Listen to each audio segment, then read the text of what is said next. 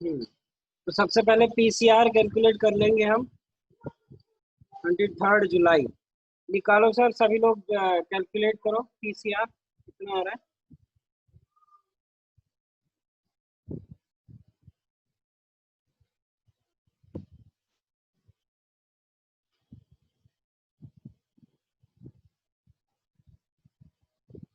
Calculate करो sir कितना आ रहा है पीसीआर।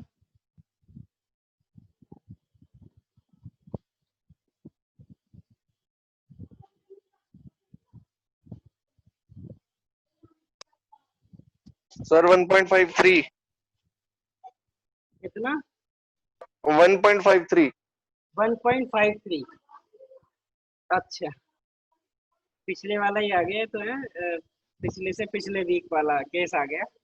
1.53 का जो है पीसीआर है इस टाइम में, which is a very very bullish condition. ठीक है, मतलब एज पर डेटा। ठीक है, तो एक बुलिश कंडीशन शो कर रहा है कि जो डेटा है, वो जो पीसीआर है वो कितना है। पीसीआर है हमारा 1.53। ठीक है ना, 1.5 से भी। सर आप एक बार पीसीआर का रिवाइज करवा देंगे कि मतलब बुलिश कब होता है? एक्चुअली मेरे को कंफ्यूजन है। एक मिनट, पीसीआर क्या होता है? पीसीआर है पुट टू कॉल रेशियो। ठीक है, put call ratio, put call ratio is equals to put divided by call. इसका मतलब ये कि पुट कॉल का कितना टाइम्स है, पुट कॉल का कितना टाइम्स है। तो अगर put call ratio one time से ऊपर है या वन टाइम से ऊपर है, तो it is a case of it shows bullishness in the price. It means put has been return more than calls. ठीक है, पुट का ओआई जो है, पुट का जो ओपन इंटरेस्ट है वो ज्यादा है कॉल के मुकाबले। इसका मतलब ये है कि put has been return more than calls. And अगर पीसीआर इज लेस देन 1, इसका मतलब ये है कि calls has been written more than puts. It shows the bearishness in the price.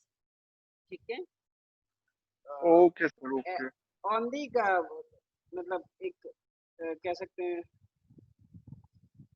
मतलब एक तरीके से कह सकते हैं कि इस टाइम पर ये सिनेरियो उनका बन रहा है। इट माइट चेंज ओवरनाइट, मतलब ये मॉर्निंग में चेंज भी हो सकता है, लेकिन अभी के व्यू के लिए पुट्स में राइटिंग ज्यादा है और कॉल्स में राइटिंग कम है। ठीक है सर, ये एचपीएफसी इफेक्ट हो सकता है सर, शायद, है ना? जी।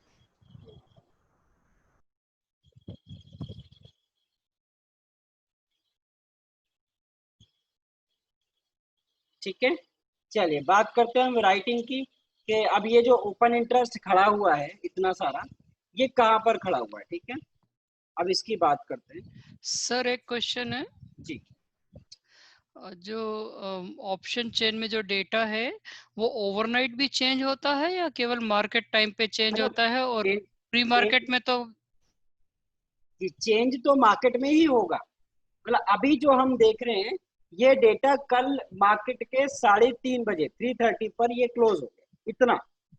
मतलब ये जो डेटा है वो 3:30 तक का डेटा।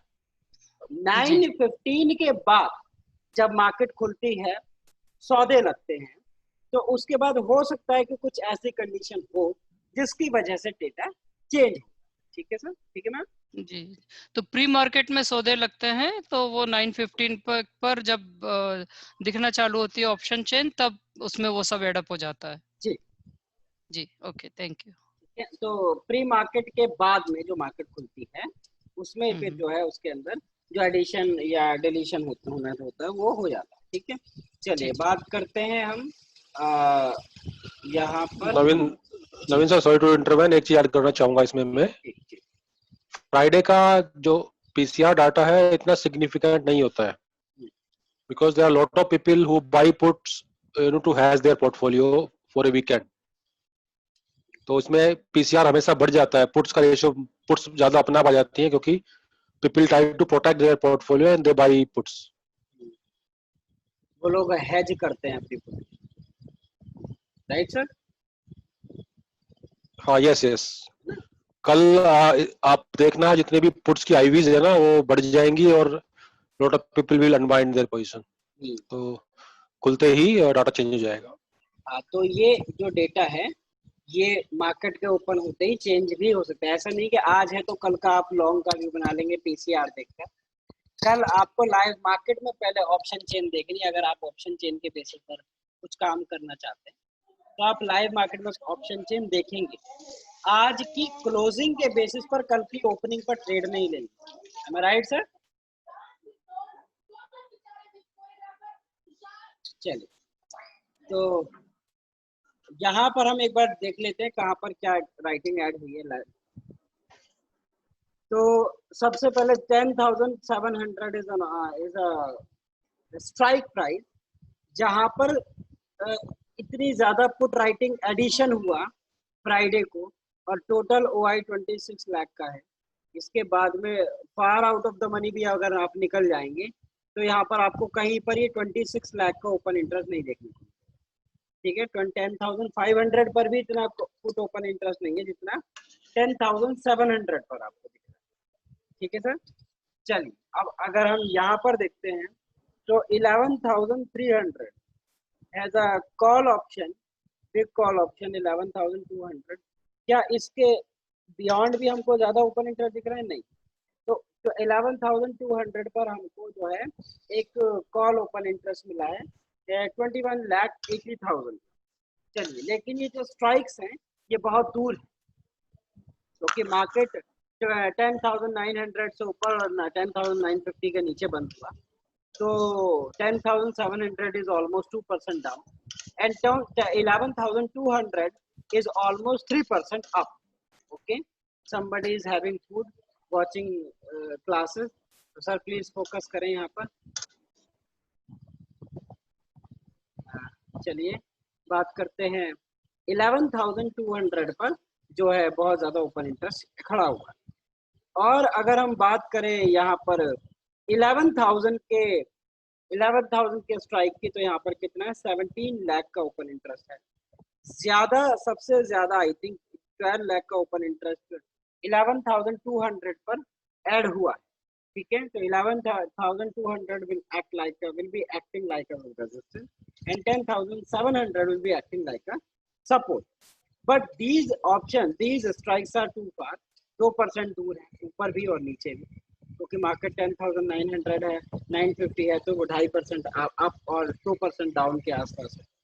तो बीच में हम कोशिश करते हैं बीच में कुछ निकल कर आता है। तो चलिए अब बात करते हैं 15 लाख का ओपन इंटरेस्ट जो ऐड हुआ है पुट साइड में, वो ऐड हुआ है 10,800 विच इज ओनली 1% डाउन। ठीक है, मैं 100 पॉइंट का 1% लेकर चल रहा हूँ, वैसे तो 110 पॉइंट बनता है, 110 पॉइंट के आसपास बनता है, फिर भी एक 100 पॉइंट का 1% लेकर चलते हैं। ठीक है, राउंड ऑफ करके, तो विच इज ऑलमोस्ट 1% डाउन। ठीक है, तो यहाँ पर आपका जो ओपन इंटरेस्ट ओआई एडिशन हुआ है that is 15,80,000 and total OI is 18 lakh. So it means इस पूरे स्ट्राइक के अंदर put open interest addition 15 lakh, मतलब 15,79,000। इट मीन्स 16 लाख का ओपन इंटरेस्ट कल ही ऐड हुआ फ्राइडे को, which is capping this, which is something capping this strike for the price to go downside। ठीक है ना, डाउन साइड के लिए एक अपने आप में एक सपोर्ट क्रिएट कर रहा है ये स्ट्राइक। ठीक है, ऊपर की तरफ अगर हम देखें तो ऊपर की तरफ ज्यादा कोई कॉल ओपन इंटरेस्ट एडिशन नहीं हुआ है, इतना ज्यादा कुछ 1% के ऊपर जो है ओपन इंटरेस्ट एडिशन नहीं हुआ है, जो कि ऊपर की तरफ एक रास्ता खोलता है बैंक निफ्टी का, सॉरी निफ्टी का। ठीक है, नीचे से एक आपको सपोर्ट दिख रही है, ऊपर की तरफ आपको ज्यादा कोई ओपन इंटरेस्ट एडिशन नहीं दिख रहा है, लेकिन हमें यहाँ पर आप देख सकते हैं 17 लाख का ओपन इंटरेस्ट है 11,000, which is a very very important level. ठीक है, इंपॉर्टेंट लेवल भी है 11,000 क्योंकि सभी लोग 11,000 की बात करते हैं। ठीक है, आज मैंने कुछ स्टडी की थी, उसके बेसिस पर मैं बता रहा हूँ। वो स्टडी में कल मॉर्निंग हम लोग 11 AM पर इकट्ठा होंगे, तो हम लोग और भी बात करेंगे। उसके बेसिस पर मुझको ऐसा लगता है कि बैंक निफ्टी जो है सॉरी निफ्टी 11,350, 11,350 अगर गई ऊपर जाती है और 11,000 के ऊपर सस्टेन करती है तो 11,350 is the last level for Nifty, और उसके बाद हो सकता है कुछ निफ्टी में प्रॉब्लम्स हों, ठीक है। तो आप इन लेवल्स को प्लीज आप नोट करके रखिएगा। इसका जो रीजन है वो मैं कल 11 बजे सभी चीजें डिस्कस करेंगे हम लोग जब स्टडी करेंगे, ठीक है। जैसा कि हम हर बार संडे को मॉर्निंग में स्टडी करते हैं, तो कल भी करेंगे, ठीक है। तो 11,350 is a very important level to be seen for not for this week to next week or this month, overall अगर हम देखें तो बहुत important level है, उसको हमको देखना है, ठीक है सर। हाँ चलिए बात करते हैं अब। सर एक बार ये लेवल्स दोबारा बता दीजिएगा, मैं अब ये आउट हो गया था अब इंटरनेट, तो एक बार दोबारा बता दीजिए। 11,350 कल आप ज्वाइन कीजिएगा, मैं पूरा रीजन बताऊंगा। ओ बैंक निफ्टी के लिए भी एक बार लेवल्स बता दीजिए दोबारा। सर बैंक निफ्टी पर आएंगे, पहले निफ्टी तो हम ठीक है सर, ठीक है, ठीक है, एक एक करके आएंगे, ठीक है सर 11,200 पे सबसे ज्यादा है ना, तो 11,350 तक कैसे जा रहे हैं हम? I'm just talking about the overall view, not of the this option chain। मैं एक पूरा ओवरऑल व्यू के हिसाब से आपको ऑप्शन चेन तो ये 3 दिन बाद खत्म हो जाएगी, तो ठीक है मैम, जी ठीक है ना। इसका जी सर। थोड़ा रेलेवेंस 3 या 4 दिन का ही होता है, जो ये ऑप्शन चेन होती है, इतना कुछ खास इनका रेलेवेंस नहीं होता, ठीक है। तो ये लेवल्स हैं, आप इसको नोट कर लें। और यहाँ पर ओपन इंटरेस्ट ज़्यादा एडिशन है, तो ऊपर की तरफ मार्केट में 11,200, 11,900, 950 के आसपास तो बंदी हुई है, तो हो सकता है 1% के आसपास वहाँ पर एक सप्लाई आए। तो और आपको ये देखना है, ऐसा नहीं कि मेरी एडवाइस है, ठीक है, कि 11,000 ब्रेक किया तो बस लॉन्ग हो गए, ठीक है, ऐसा नहीं है सर।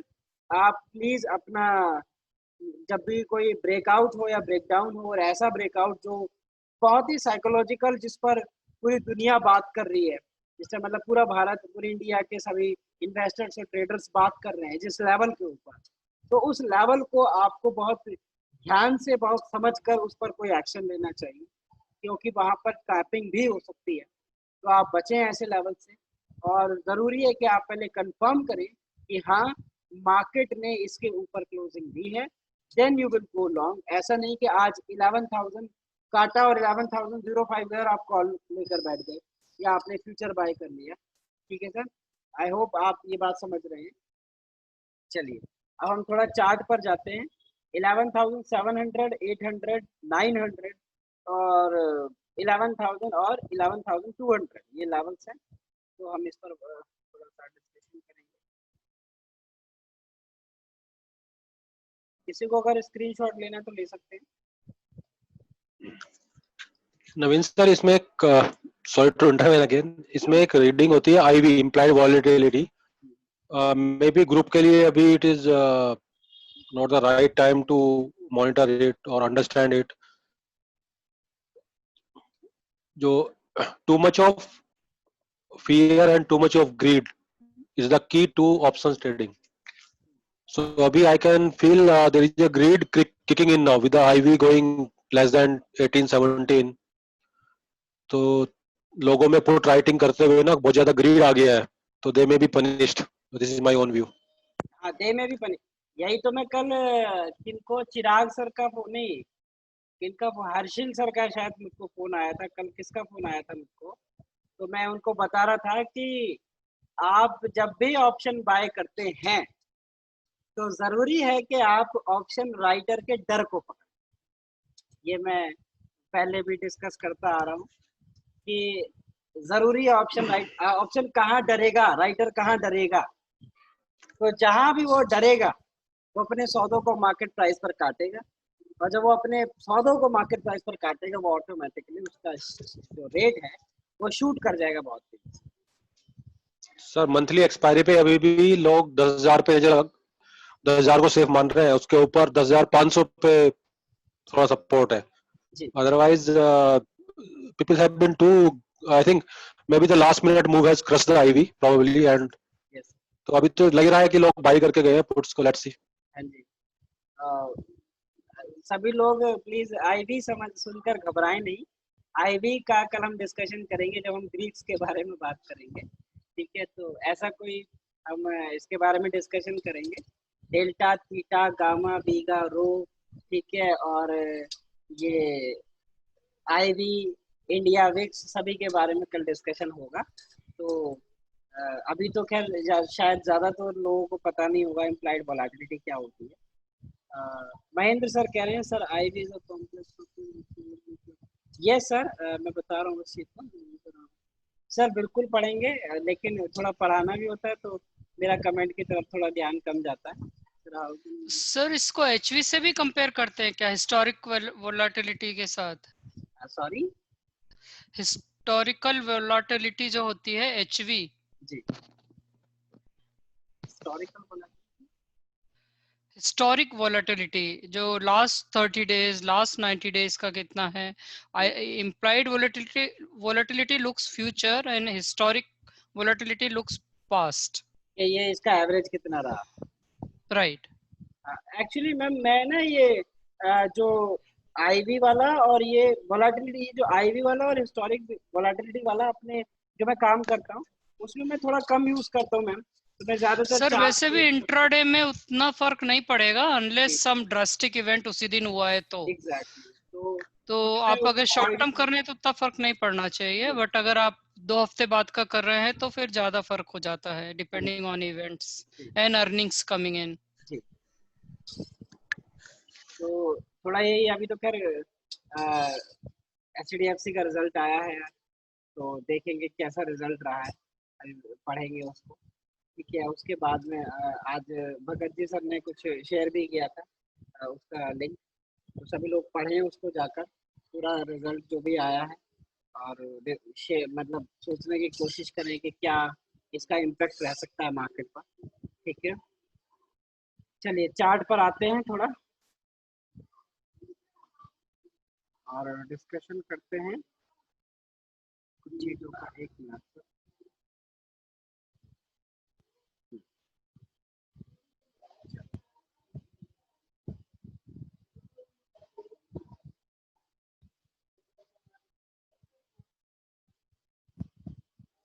चलो, तो एक ट्रेंड लाइन लगा देते हैं यहाँ पर. ये हम पहले से भी लगाते आ रहे हैं, और जब जब डिस्कशन करेंगे निफ्टी और बैंक निफ्टी के बारे में हम लोग ये ट्रेंड लाइंस का यूज़ करेंगे. ठीक है, चलिए. तो प्राइस ऑलमोस्ट कहाँ पर पहुँच चुका है. प्राइस ऑलमोस्ट अपने कितना परसेंट हो गया एक बार चेक कर लेते हैं. ठीक है सर, कितना परसेंट जा चुका है.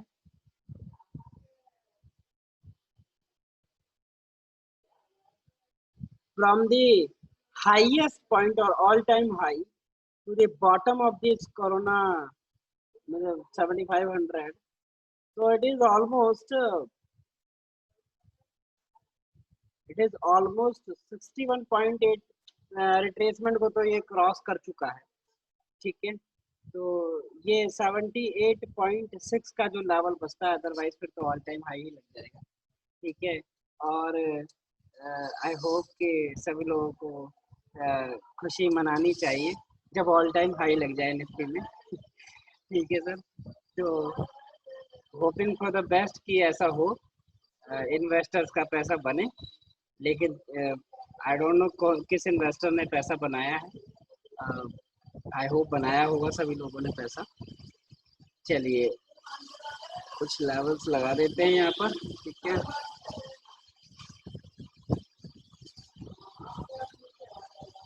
एक मिनट. कल वाला जो कंपैरिजन हमने किया था वो सभी को समझ में आ गया ना. अगर किसी को उसमें कोई दिक्कत हो तो आप मुझे बताइए, पूछिए.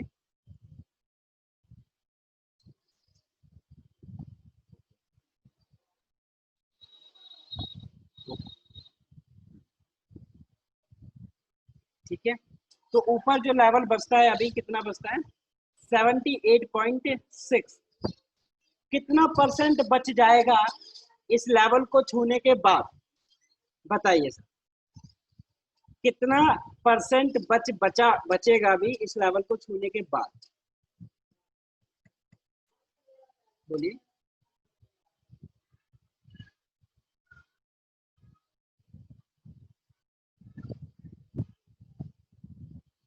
सर हाँ, आज मैं बात करूंगा डाइवर्जेंस के बारे में भी।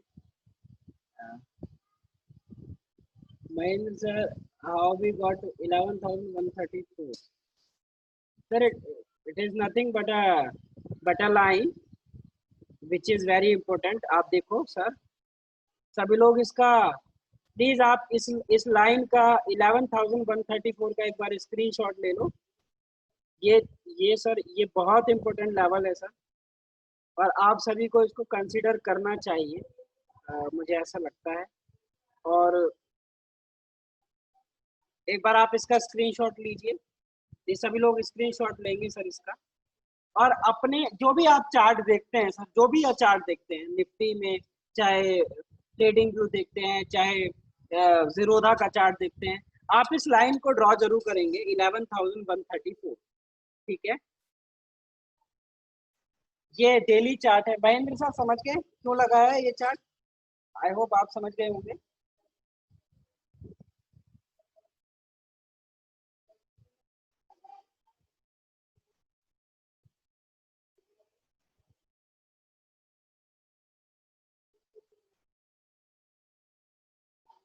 इसका स्क्रीनशॉट ले लिया होगा सभी लोगों ने।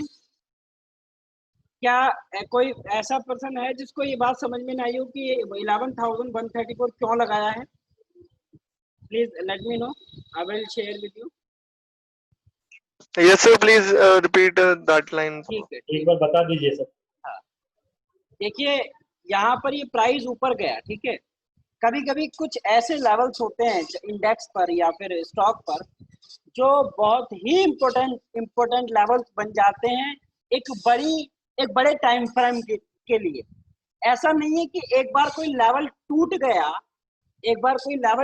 गया तो उसकी रेलेवेंस खत्म हो गई, नहीं सर, जरूरी नहीं।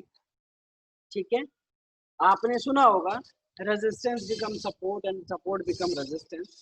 तो वहां पर आपके सामने एग्जांपल है सर, मैं ऐसा नहीं कि मैं कोई हाइपोथेटिकली आपको बता रहा हूँ, अपने मन से सोचकर बता रहा हूँ, आपके सामने एग्जांपल है। प्राइस यहाँ तक ऊपर गया and it was all time high on Nifty and price went down. ठीक है, प्राइस नीचे आया, ऑलमोस्ट ये पूरा 100% ही डाउन आ गया एंड देन उसके बाद ऊपर गया। ठीक है, देन उसके ऊपर गया है। ठीक है, उसके ऊपर गया है और फिर नीचे आया है। ठीक है, और उसके नीचे आने के बाद में फिर प्राइस जब ऊपर गया है तो आप देखिए यहाँ पर इसने क्या दिया है, एक रेजिस्टेंस लिया है, इसको माना रेजिस्टेंस, इसको एक तरीके से ये कह सकते हैं रेस्पेक्ट दी इस लेवल को। ठीक है, and then when it crossed this level price went up very fast. ठीक है, price went up very fast in 2019। I was there, I was trading on this। ठीक है, on this level ये बहुत फास्ट भागी थी निफ्टी यहाँ से। इसके बाद में प्राइस नीचे आया, फिर ऊपर गया, फिर नीचे आया एंड देन इसके बाद में यहाँ सब लोग बोल रहे थे कि हेड एंड शोल्डर है, ये है। तो उसके बाद में प्राइस गिरा एंड कहाँ पर सपोर्ट ली है सर? अभी हम बोलेंगे नियरेस्ट वन, महेंद्र सर बोल रहे हैं नियरेस्ट वन। ठीक है, नियरेस्ट वन हम ले सकते हैं। ठीक है, बट ये लेवल भी तो किसकी वजह से बना है? इसकी वजह से बनाया ना, गेटिंग माय पॉइंट? ठीक है, तो इसके बाद में प्राइस ने यहाँ से सपोर्ट ली, price went up then went down, फिर ये लेवल क्या कर रहा है, ये लेवल सप्लाई दे रहा है, फिर प्राइस ऊपर गया, रिटेस्ट किया। ठीक है, उसके ऊपर गया, प्राइस रिटेस्ट किया है 1 2 3 4 5 6 टाइम्स ये प्राइस टेस्ट हुआ है एंड इट वाज रेस्पेक्टेड। सो क्या ये 7th टाइम रेस्पेक्ट होना चाहिए या नहीं?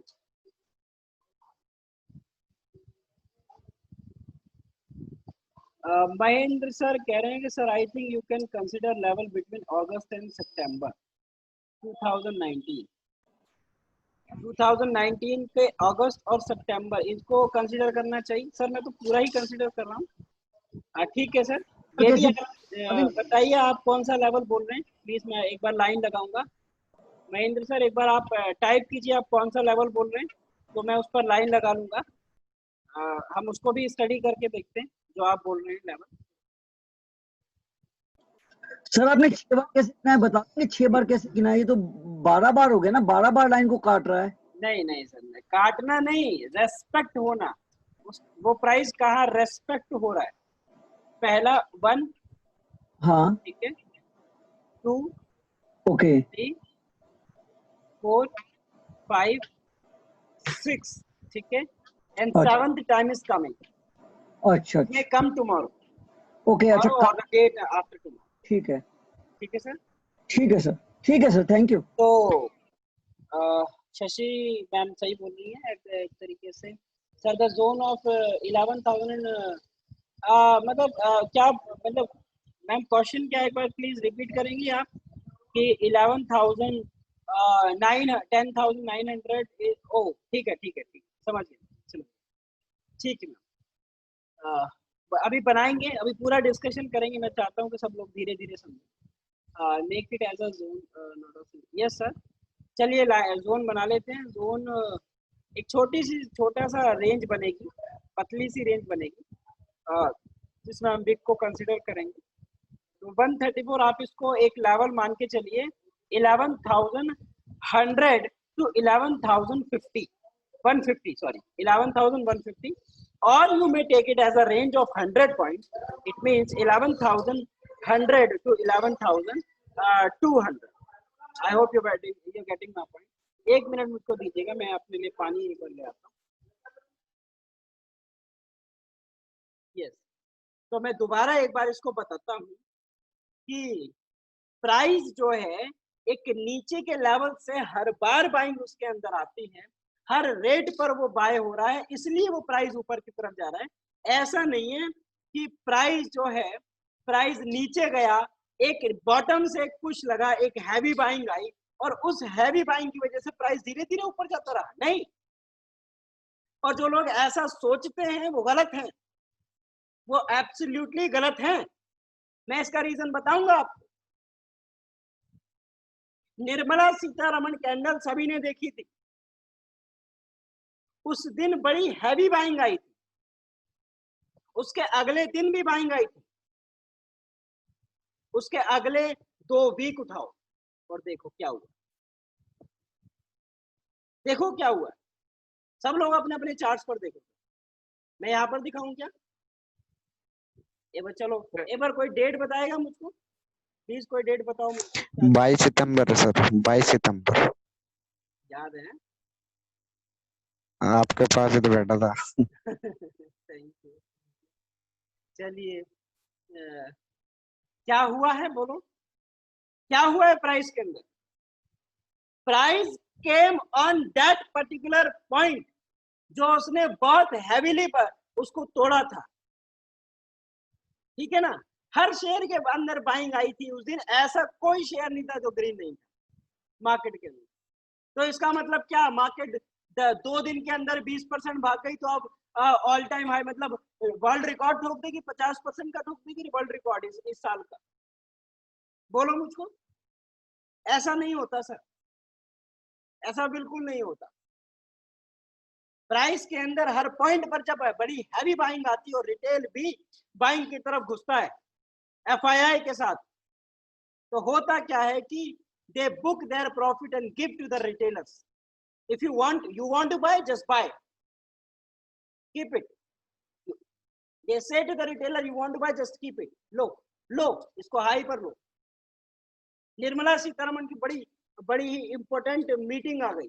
आप यहाँ पर निफ्टी के फ्यूचर का आप यहाँ पर ओपन वॉल्यूम लगा कर देखो। बहुत से लोगों को मैंने ये बात करते हुए देखा है, ये बोलते हैं वो लोग कि एक कैंडल है जिसके ऊपर बड़ा हैवी वॉल्यूम है, नीचे ऐसे एक कैंडल है उसके नीचे एक ऐसे हैवी वॉल्यूम है, ये बड़ी बुलिश कैंडल है, बहुत बुलिश कैंडल है, यहाँ से बाइंग आएगी। अरे बाइंग हो गई सर, अभी तो करेक्शन का टाइम। क्यों नहीं लोग समझते पता नहीं, जो उनको सिखाया जा रहा है सर कि ये हैवी वॉल्यूम आया है और बाइंग आ रही है, अब यहाँ पर ये भागे, आधी मूव गई सर आपकी। Do not expect more move की, अब यहाँ से बस ये फाड़ के निकल जाएगा। या तो न्यूज ही कुछ ऐसी है कि प्राइस 100% चला गया, ऐसा ब्लू चिप, ऐसा माइक्रो में ही होता है, माइक्रो कैप में कि प्राइस में आया और 200% भाग गया प्राइस, ठीक है ना, रुचि सोया हो गया, ठीक है ना, मेरी बात समझ रहे हैं सर? तो नहीं सर, सर्किट तो नहीं लगा था, सर्किट तो नहीं लगा था मैम। तो प्राइस ऊपर गया और उसके बाद अगर प्राइस इतना ही बुलिश था कि 2 दिन के अंदर इतना चला गया, तो 50% करेक्शन क्यों है? बताओ मुझे, गिव मी द रीजन। वहां भी तो बहुत तेज वॉल्यूम था। And the person who bought on 23rd September, the person who bought on 23rd September to carry his position कि मार्केट तो बहुत ही ज्यादा बुलिश। चार्ट अभी आपके सामने है सर, इसीलिए आप 4 बातें बना लोगे, आप बोलोगे कि हाँ ये चार्ट हमारे, नहीं ये तो करेक्शन होना ही था, प्राइस रिटेस्ट करने आता है, ये होता है वो होता है। जब न्यूज में निर्मला सीतारमण स्टेज पर खड़ी होके तालियां बजा रही थी, सामने इन्वेस्टर खड़े हुए थे, मार्केट में बहुत मिठाइयां बट रही थी, उस टाइम पर सब बुलिश थे, सब बोल रहे थे कि हाँ अब तो मार्केट पता नहीं कहाँ चली जाएगी, ऑल टाइम हाई लगा देगी, क्या होगा मार्केट में पता नहीं। यही सेंटीमेंट रिटेल्स का पकड़ा जाता है FIIs के द्वारा, ठीक है ना। जब सब रिटेल्स बाइंग पर बैठ जाते हैं ना किसी न्यूज की वजह से, दे करेक्ट द प्राइस। मैं ये नहीं कह रहा प्राइस ऊपर नहीं गया, प्राइस देखो ऊपर गया, बोलो ऑल टाइम हाई लगा, लेकिन प्राइस की जितनी औकात है बढ़ने की, प्राइस उतना ही जाएगा, उससे ज्यादा नहीं जाएगा। एक टाइम की वैल्यू होती है, उसके हिसाब से ही प्राइस को बढ़ना चाहिए। हिस्टोरिकल एक डेटा होता है उसका, 14 दिन का ATR लेते हैं, 4 साल का ATR बनाओ, मेरी बात समझ रहे हैं, 10 साल का ATR बनाओ उसका, getting my point. Monthly ATR बना लो, ठीक है। चलिए, तो प्राइस नीचे गिरा, कितनी % करेक्शन ली, एक बार डिस्कशन करते हैं इस चीज का। This was the low and this was the high, and what was the correction? The correction was exact 61.8, not exact, थोड़ा बहुत 10-12 पॉइंट का फर्क हो सकता है, बट द लेवल वाई 61.8 की रिट्रेसमेंट भी वहीं पर थी और 11,134 भी वहीं पर, and you see 11,134 was respected by the price and it went up. I hope you're getting now. Yes, sir. Price fell down, and when the price was falling down, falling down, everyone was saying no, price is falling, price has come into the downtrend, price will break its low and it will be in the, और हाँ ये बातें भी चली थी, नहीं इसलिए ये नीचे गिर रहा है क्योंकि निर्मला सीतारमण की जो न्यूज थी वो तो मार्केट ने पचा ली है, ओवरऑल तो इकोनॉमी बेरिश है, ओवरऑल तो इकोनॉमी की लगी हुई है, तो मार्केट नीचे आ जाएगी। बहुत सारे लोग इस बारे में भी बात करें, ठीक है ना। You see what people are talking about and behave on that. ठीक है, क्या हुआ, वहां से राइज आया पूरा ऊपर, फिर क्या ऑल टाइम हाई नहीं लगा? लगा ऑल टाइम हाई, धीरे धीरे लगा ऑल टाइम हाई। अगर आप प्राइस एक्शन को फॉलो करते हैं, आई एम डैम श्योर कि आपको मार्केट इतनी क्लियर दिखेगी कि आप ये बात सोच भी नहीं सकते, आपको इतनी क्लियर मार्केट दिखेगी। प्रॉब्लम ये कि हमारे जो सभी के आंखों पर इंडिकेटर्स का चश्मा चढ़ा दिया गया, बस nobody is talking about price action, but indicator का चश्मा चढ़ा दिया, ये मैगडी ये बोल रहा है, RSI ये बोल रही है, ये इसका क्रॉसओवर ये बोल रहा है, गोल्ड ऑन क्रॉसओवर पे आ जाओ, वहां बड़ी कैंडल बन गई, हाई वॉल्यूम में, यहाँ से ऊपर जाएगा, पता लग रहा है वहीं से करेक्शन। मैं आपको बताता हूँ एक चीज बताऊँ, मैं उन ट्रेडर्स का नाम नहीं लूंगा. आई respect every teacher, they teach. और मेरा ऐसा कोई भी लॉ ये नहीं है कि मैं उनके अगेंस्ट बोल रहा हूँ. मैं इंडिकेटर की बात बता रहा हूँ. They've added 8 moving averages. ठीक है, he has added 8 moving averages. 8 लगा दी, 20 लगा दी, 8 लगा दी, 20 SMA लगा दी, 50 SMA, 100 SMA, 50, 100, 200, 500 ऐसे SMAs लगा दी. और बोलती थी यहाँ पर ये यहाँ पर ही क्रॉस हुआ है. यहाँ पर निर्मला सीतारमण की कहने हुआ ये कि सारी की सारी एक साथ क्रॉस करके गई है. अब प्राइस बहुत तेज ऊपर गया. इंडिकेटर तो बोल दिया. इंडिकेटर ने क्यों बोला? क्योंकि उसने प्राइस को फॉलो किया. Why price fell down? अच्छा, प्राइस फेल डाउन, ठीक है. आपकी सारी मूविंग एवरेज तो नीचे थी. सारी मूविंग एवरेजेस तो नीचे थी. शॉर्टिंग अपॉर्चुनिटी कैसे ले पाओगे? Getting my point? But if you see थोड़ा डिस्कशन को लंबा लेकर जाऊंगा, ठीक है. आप सभी लोग समझे प्राइस एक्शन को. Whenever I am talking about the price action, इस प्राइस एक्शन ने ही मेरी पूरी ट्रेडिंग की लाइफ को चेंज किया है. इनफैक्ट मेरे पूरे सिनेरियो को, मेरे सारे ट्रेडिंग करियर को, अब तक के ट्रेडिंग करियर को और मेरे P&L को, हर चीज को इस प्राइस एक्शन ने चेंज किया है. तो whenever I am just talking about this, I don't care about anything. किसी कोई समझे न समझे, मेरा पर्पस है कि आपको ये सब चीज समझाने का अंदर का रीजन क्या है इसका. क्योंकि मेरे सामने डेली हर चीज का वॉल्यूम चल रहा होता है, ठीक है, और वो एक्सेल शीट पर भी आता है, ठीक है. तो आप प्लीज समझिए, आप मार्केट को क्लियर चश्मे से देखिए. ऐसा नहीं कि आपने कोई ऐसा चश्मा लगा लिया जिससे आपको उसका व्यू ही चेंज हो गया, ठीक है ना. आप प्लीज आप उसको एक सही तरीके से देखिए, क्लियरली देखिए कि आपको कहाँ डिमांड आ रही है, कहाँ सप्लाई है. मैंने सेशन की शुरुआत में भी और एंड में भी हमेशा मैं यही बात बोलता रहूंगा कि this market is only dependent upon the demand and the supply and it's crossover. ठीक है, crossover of demand and supply, ठीक है, इंटरसेक्शन पॉइंट, उसका हमेशा ही ये काम चलता रहेगा. ठीक है, चलो एक क्लू देता हूँ, एक आपको क्लियरिटी देता हूँ उस पर.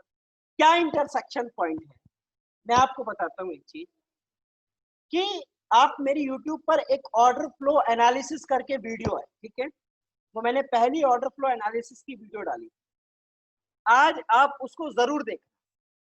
और उसके अंदर मैंने एक ऐसा लेवल डिस्कस किया है जब प्राइस में फॉल आ रहा था और फॉल आते आते नेट जो वॉल्यूम था वो 2.5 लाख 2.5 लाख माइनस चल रहा था फ्यूचर.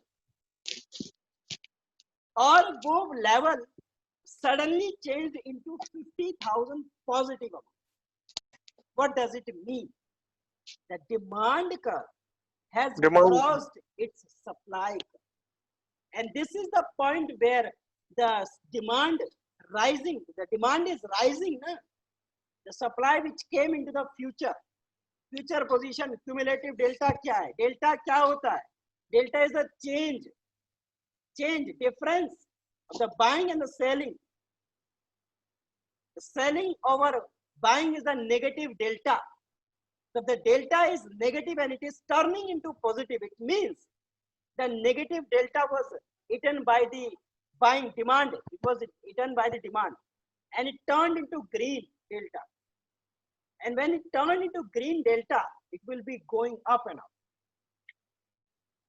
Getting my point? और उसमें अगर मैंने बताया आपको कि प्राइस बहुत तेजी से ऊपर गया था. I was also long on this. Sir, I have a question, sir. हाँ. या सर एकदम कैसे चेंज हो गया? मतलब दिखता नहीं सर, वो मतलब एकदम से चेंज हो जाता है. लाइक जैसे कैंडल पे नकुल भाई, आगे की मैं बताऊंगा उस चीज को. सॉरी सारी चीजें बताऊंगा कि क्यों चेंज होता है, कैसे चेंज होता है. यू आर एनरोल्ड ना सर. ये और बता दो क्यूरियोसिटी कैसे कंट्रोल होती है. एक बार मैं भगत जी सर का एक बार चैट पढ़ना चाहूंगा. Prices key high volume orders are placed in the specific zone and price only. Yesterday 100 points move in Nifty in the last 1 hours was based on the demand supply mismatch. Yes sir, we have to judge in advance when mismatch can happen. It is like tripping of the seesaw. Yes sir, ये सारी चीजें discuss करेंगे हम लोग, ठीक है।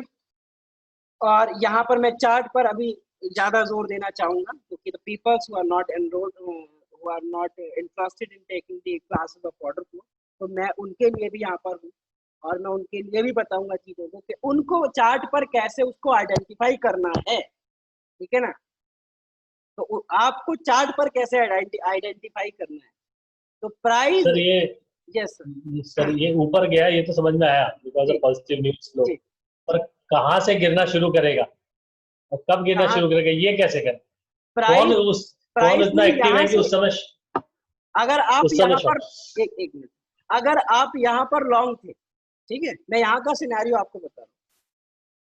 यहाँ पर दो लोग होंगे, या तो लॉन्ग या तो शॉर्ट। मैं उस दिन लाइव ट्रेड में ये इनमें से कोई कैंडल ऐसी नहीं होगी जिसकी हर 15 मिनट की कैंडल मैंने ना देखी पिछले 3 साल से, ठीक है। इस ये जो पूरी डेली जो कैंडल चल रही है आपके सामने, मैं था उस दिन, मैं आपको बता दूं क्या हुआ था। प्राइस ने 10:30 बजे तक प्राइस में कोई मूवमेंट नहीं। निर्मला सीतारमण 10:30 या 11:15 के आसपास लाइव आई और उन्होंने वो पॉजिटिव न्यूज दी, ठीक है, रेट्रोस्पेक्टिव इफेक्ट से एक इन्होंने न्यूज दी थी कि भाई हम टैक्सेशन हटा रहे हैं, जिसकी वजह से it was taken very very bullish in the market, जो कि थी भी, ठीक है। और प्राइस ऊपर गया। दो चीजें, 3 तरीके के लोग, the person who was already long, the person who was already short, and the person who was not already long and not already short. There were 3 people, okay, ठीक है। सभी लोगों को समझ में आ रही? 3 तरीके के लोग हर बार ट्रेडिंग पर बैठे हुए हैं। एक वो जो ऑलरेडी लॉन्ग है, एक वो जो ऑलरेडी शॉर्ट है, और एक वो जो ना तो शॉर्ट है ना लॉन्ग है, he is just looking for the opposite, okay. तो प्राइस 10 बजे शूट हुआ, ऊपर की तरफ गया। The person who was already long, he booked his position. कहां पर पोजीशन बुक की होगी बताओ, बोलो। तो उसने वो सपोर्ट ऊपर जो रेजिस्टेंस है वहां पे बुकिंग कर ली होगी। 11,700।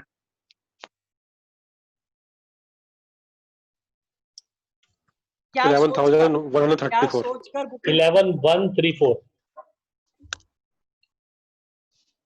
एक स्मार्ट इन्वेस्टर की तरह बात किया करो सर। सही 11,700। आपने उस लेवल पर अपना प्रॉफिट बुक कर दिया होगा, उस लेवल पर अपना प्रॉफिट बुक कर दिया होगा जो एटीआर की हाईएस्ट रेंज रही है पिछले 14 दिन की। पिछले 14 दिन में हाईएस्ट प्राइस जितना मूव किया है ऊपर या नीचे, आपने उस लेवल पे अपना ट्रेड बुक कर दिया होगा। अच्छा, ठीक है। ऑन एन एवरेज आपका जो भी एक मूव, हाईएस्ट मूव के भाई इतना मूव किया है पिछले 14 दिन में, इससे ज्यादा मूव नहीं की निफ्टी ऊपर या नीचे, बुक करके चले गए हो। इससे ज्यादा क्यों रिस्क लिया? संदीप हम भी बुक कर गए थे और बाद में हम पछता रहे थे, ओ माय गॉड यार हम तो बुक कर गए, ठीक है। तो कैसे होता है कि लाइक 14 डेज में, पिछले 14 डेज में कितना मूव किया है? एटीआर आप यूज करेंगे तो जो चीजें यूजफुल है वो मैं सारी चीजें बताऊंगा, ठीक है ना। एटीआर, ठीक है। एटीआर क्या है? Average true range. पिछले 14 दिन में कोई चीज ऊपर या नीचे हाईएस्ट कितनी गई है, ठीक है, उसका एक लेवल होता है। जैसे चलो मैं लगा के दिखा देता हूँ आपको, लेकिन अभी हम इसके बारे में बात करें, अभी मैं लगा के दिखा दूंगा आपको, ठीक है, कि एटीआर क्या चल रहा है। चलिए, तो प्राइस ऊपर गया, ये गैप अप खुला और ऊपर की तरफ चला गया, ठीक है, प्राइस ऊपर की तरफ चला गया। The person who was already long, he booked his position. फिर एक हल्का सा डिप दिया था प्राइस ने, बहुत तेजी से ऊपर गया, हल्का सा डिप गया, सब लोग वहीं निकल। फिर वहां से एक और पुश अप एक अच्छी बाइंग आई, तो प्राइस सबको ले गई and the people who entered into long. Actually problem क्या होती है कि आप लॉन्ग जाते हैं तब आपको डर लगता है ऐसे लेवल, जब प्राइस बहुत तेजी से भाग रहा होता है और आप चलती हुई मूव में आप एंटर करने की कोशिश करते हैं तो आपको डर लगता है। आप सिंपली लॉजिकली आप सोचिए कि क्या ऐसा नहीं होता आपके साथ में भी कि प्राइस जब ऊपर जा रहा है और बहुत तेजी से ऊपर चला गया है तो आपको डर लगता हो कि नहीं यार इंट्राडे में आप बाइंग करेंगे तो अब बड़ा खतरा हो सकता है, एकदम से करेक्ट करके नीचे आ सकती है, या इसलिए तो अपनी जो मूव लेनी थी वो ले ली, लेकिन एक्सेसिव बाइंग आई और प्राइस ऊपर चला गया। The peoples bought the Nifty for the gap up or gap down and कह सकते हैं BTST। ऐसा नहीं है ऐसे इस लेवल पे जो ये जो ऊपर विक बनी है ना तो वो एंड में विक बनी थी, तो ऐसा नहीं कि सब लोग बाइंग पर ही घुस गए थे, कुछ लोग यहाँ पर शॉर्ट में भी घुस गए थे। ठीक है, तो ऐसे लेवल्स पे आपको चलती हुई मूव पर एंटर नहीं करना होता सर। ऐसी मूव जा रही है उसको जाने दो। प्राइस में हमेशा इस बात को याद रखना, जो ट्रेडिंग में जो प्रॉफिट कमाया जाता है वो ऐसे स्पाइक्स पे नहीं कमाता। ऐसे स्पाइक्स पर सिर्फ आपकी किस्मत है कि आप अगर ऑलरेडी ट्रेड में हैं और न्यूज आ गई आपके फेवर में तो आपने कमा लिया, और अगेंस्ट आ गई तो आप अपना स्टॉप लॉस बुक करके निकल गए या अपना अच्छा खासा लॉस देकर निकल गए। ठीक है, मेरी बात समझ रहे हैं? लेकिन ऐसे मूव्स पर एंटर होना सही बात नहीं है। अभी आप शायद कुछ लोगों को बुरा लगे, हो सकता है मेरे व्यू उनके व्यू अलग हों, लेकिन मैं अपना व्यू आपको बता रहा हूँ। ट्रेडिंग हमेशा ऐसे लेवल्स पे होती है, ऐसे लेवल्स पर ट्रेडिंग के लिए जो मूव्स हैं वो ये है, ये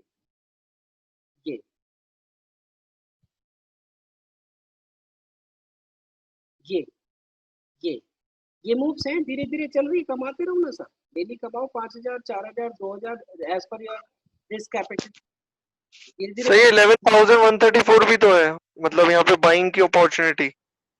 कहाँ सर ये जो आपने लेवल लगाया हुआ है, यस सर, ये तो बेस्ट अपॉर्चुनिटी है आई गेस। कहाँ कि पर? Without the 11,400। नहीं सर, 11,134 जो ये लाइन लगाई हुई है आपने। हाँ हाँ, ये बाइंग अपॉर्चुनिटी, लेकिन हम यहाँ की बात कर रहे हैं नकुल अभी। ठीक है, ओके सर। बात को समझो कि डिटेलिंग में बात करेंगे बिल्कुल।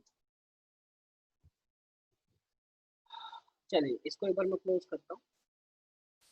मैं यहाँ पर एक रेंज लगाता हूँ, प्राइस ऊपर गया, ठीक है, प्राइस ऊपर चला गया कोई बात नहीं, ऊपर जाता गया कोई दिक्कत नहीं। ठीक है,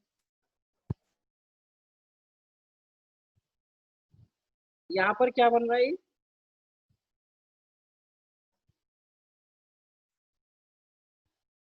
क्या है सर? ये सप्लाई जोन सर। सप्लाई।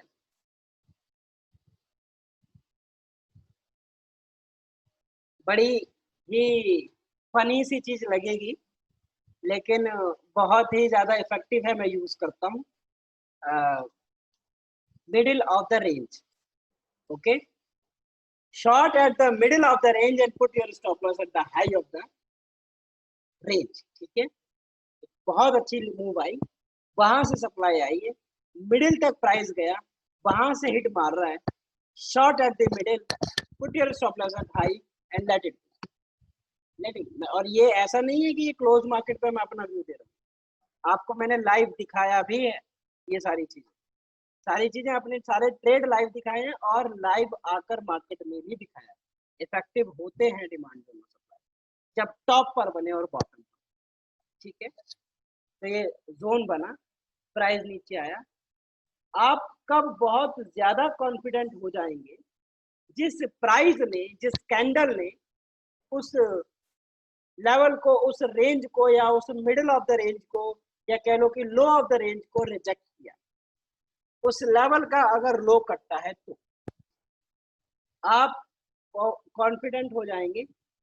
जरूरी है कि ऐसी मूव्स पर आपका जो स्टॉप लॉस और आपका जो मतलब आपका जो रिस्क है वो आपके फेवर में हो, इतना लंबा रिस्क ना हो कि आपकी कमर टूट जाए। माने अगर आप यहाँ पर बाइंग कर रहे हैं, कहाँ रखेंगे स्टॉप लॉस? अगर ये कैंडल रनिंग है, कहाँ रखेंगे इसको? ठीक है ना, इसके लो के नीचे, सिंपल। इस ये लो के नीचे तो रख नहीं देंगे आप, ठीक है ना। कहीं ना कोई तो लेवल ढूंढेंगे ना, या फिर आप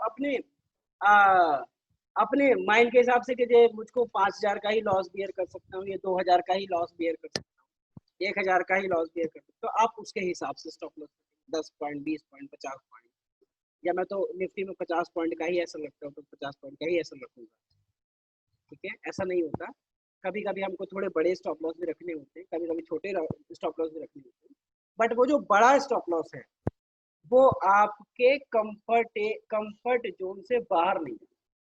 अगर वो जो स्टॉप लॉस है वो आपके कंफर्ट जोन से बाहर जा रहा है तो आप वो ट्रेड नहीं लेंगे, बेशक अपॉर्चुनिटी आपके हाथ से निकले, क्योंकि अगर हिट हुआ तो आप अनकंफर्टेबल हो जाओगे about your finance, about your fund. और अगर आप अनकंफर्टेबल हो गए ना ट्रेड में, फिर ट्रेड नहीं कर पाओगे, अगले ट्रेड्स पर आपको हमेशा ही कंफ्यूजन है, ठीक है सर। आपका स्टॉप लॉस अगर ऐसा हिट हुआ है कि आप अनकंफर्टेबल हो गए तो आपको अगले ट्रेड पर कंफर्मेशन आपका ब्रेन नहीं देगा, आपके अंदर डर आ जाए। मैं अगर सिंपली अगर ये बोलूं कि अगर मैंने निफ्टी में 5 लॉट ली, मैं कोई अपनी ऐसे बढ़ाई नहीं कर रहा हूँ, मैं सिर्फ आपको एक बात बता रहा हूँ कि if I have 5 lots of Nifty and it hits my 100 point, I am comfortable, but if it goes above 100 point, I am uncomfortable. So I put my stop loss, I manage my stop loss below 100 point, like 50 point, 62 point, 65 point, 60 or 70 point, 75 points, ऐसे stop loss Nifty के अंदर, ताकि मुझे अगर कहीं ना कहीं मुझको लगता है कि डिमांड या सप्लाई हीट करके मुझको थोड़ा सा आगे पीछे करना पड़ रहा है तो मैं उस स्टॉप लॉस को मैनेज करूं। Most importantly, when the price goes into your favor, you will trail your stop loss. You will trail your stop loss. It means when the price does its middle and you entered here at the middle of the point, middle of the range, क्योंकि ऐसा नहीं कि मैं केवल ये पहली बार बता रहा हूँ, पहले भी बहुत बार मैं मिडिल ऑफ द रेंज के बारे में बात करता है और आगे करता भी रहूंगा, आपको दिखाता भी रहूंगा कि मिडिल ऑफ द रेंज कैसे रिस्पेक्ट हुई है, लो ऑफ द रेंज कैसे रिस्पेक्ट। तो अगर ये आपके फेवर में आया है और रेंज के बाहर क्लोज हुआ है डेली चार्ट, ये पोजिशनल ट्रेड्स की मैं बात कर, तो आप अपने स्टॉप लॉस को अपने शॉर्ट प्राइस पर ट्रेड और उस पूरी रैली को राइड करें, और तब तक राइड करेंगे जब तक आपकी कोई बड़ी मूव आपके स्टॉप लॉस को हिट ना। मुझे मेरा तो रिस्क 5000 था, मुझे तो 20,000 पे प्रॉफिट आ रहा है, I should book it, why should you should book it, why you should book it. हमने हमारे ट्रेड बजाज फाइनेंस में कुछ ऐसे भी ट्रेड्स रहे हैं जिस पर हमारा स्टॉप लॉस था कितना पॉइंट, ऐसे 2500 रुपया स्टॉप लॉस था, जी made 50,000 rupees on that trade. देखा, सभी ने लाइव देखा, छोटा सा वो पिछली रेड कैंडल का जो लो था बड़ा छोटा सा था, वहां पे स्टॉप लॉस लग दिया और ट्रेल करते गए प्राइस ऊपर चला गया as per hour swing strategy, जो मैंने हाई कैन अचीव 37,200 एसएमए के बेसिस पर बताई, ठीक है। तो इसीलिए मैंने हमेशा ये बात बोली है, सभी को बोलूंगा कि अगर प्राइस के अंदर एक मोमेंटम बना है और प्राइस को हर प्राइस पर बाय किया जा रहा है, शेयर को हर प्राइस पर बाय किया जा रहा है, तो वो price continuously it will be moving up and up and up, and you should ride this whole rally. You should ride this whole rally by trailing your stop loss, and you should not consider the profit. Profit is secondary thing. What is most important is the end of the momentum, end of the rally. If it comes, you will exit. If it doesn't come, you will stay in the position. Let me tell you the example. Mr. Nakul Verma ने एक trade पकड़ा था रिलायंस पर, और रिलायंस पर एक trade जो आया था आर्ली चार्ट पर वो बाय किया उसने, और उसका स्टॉप लॉस कितना था नकुल? 20 पॉइंट, 10 पॉइंट था कुछ, यस सर 20 था। 20 पॉइंट का स्टॉप लॉस था, ठीक है। 20 पॉइंट का स्टॉप लॉस लगाने के बाद 20 पॉइंट का स्टॉप लॉस है सर, उस पर आप हेज भी करेंगे अपनी पोजीशन, तो वो 20 पॉइंट बिकम्स 10 पॉइंट, ठीक है। और उस पूरे ट्रेड ने उसको 150 पॉइंट का ही रैली दी, ठीक है। और 150 पॉइंट में आई एम डैम श्योर कि आपको 100 पॉइंट से ज्यादा मिलना था हेज करने के बावजूद, पहली चीज। दूसरी चीज ये कि आपका जब रिलायंस का ट्रेड फेवर में जा रहा था तो एक दिन ऐसा आया था, सभी लोग लाइव हैं, हम लोग सब बातें कर रहे हैं, सब लोग लाइव ट्रेड में भी हम लोग साथ में रहते हैं, नकुल कॉन्टिन्यूसली उसको अपडेट भी कर रहा था। उससे एक दिन पहले नकुल ने पूछा था कि सर अभी तक एग्जिट नहीं आया, और मैंने उसको बोला था कि जब तक एग्जिट नहीं आएगा एग्जिट नहीं करो, एग्जिट आएगा तभी एग्जिट करो। जी सर। 150 पॉइंट की रैली, उसके अगले दिन bank Nifty was bearish, Nifty was bearish and Reliance was heavily bullish. I hope you getting my point. Momentum start हुआ है तो आप पूरे मोमेंटम को खाएं।